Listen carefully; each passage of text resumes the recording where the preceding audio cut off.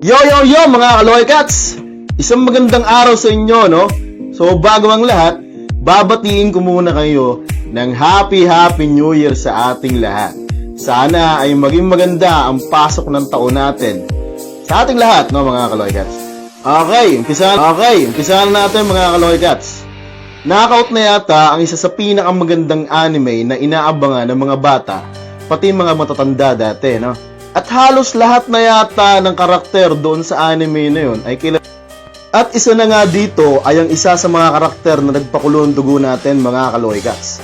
Si Brian Hook. Alam nyo ba kung saan karakter siya kinuha? Isa ring World Boxing Champion na nagngangalang Hasim Hamed. Well mga Kaloy Cats, kung bago ka sa channel namin, huwag mong kalilimutang mag-subscribe at i-click ang notification bell para updated ka sa mga bagong videos namin. Nag-a-upload kami ng video linggo-linggo. Well, sino pa ba ang hindi nakakapanood ng Battle of Hook? Takamura versus Brian Hook. Tila isa sa mga highlight episode ng Knockout mga Kaloy Cats. Isa na yata yon sa mga hindi ko malilimutang fight scene ng anime na to, no? At talaga naman nakakapanindig balahibo at ang tindi ng excitement mga Kaloy.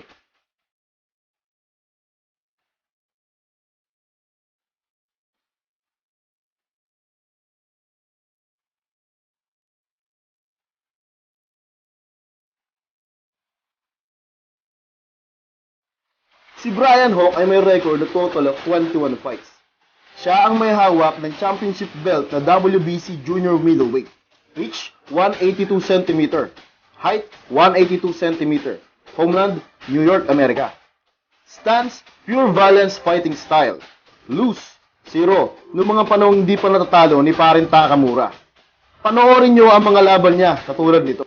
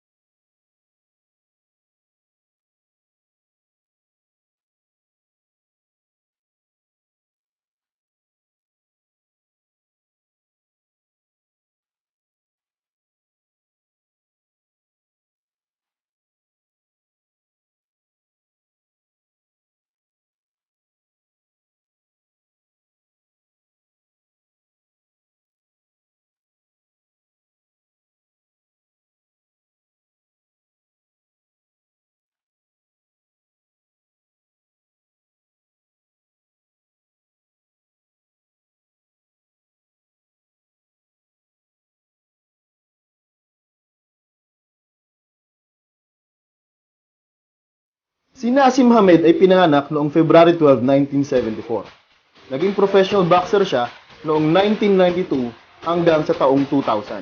Hinawakan niya ang title ng WBC noong 1995 hanggang 2002. IBF title in 1997. WBC 1999 to 2000. He also reigned as lineal champion, IBO champion 2002 hanggang 2003, no? Mga Kaloy Cats, and held of European Bantamweight title from 1994 hanggang 1995.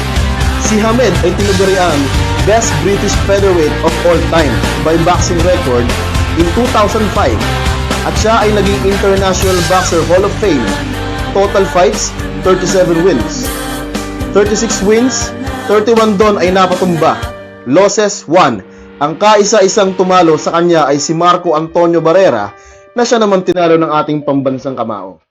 Kilala siya bilang unpredictable, mapang-asar, flexible, at talagang malalakas sa mga suntok na kaya magpana-out ng kalaban.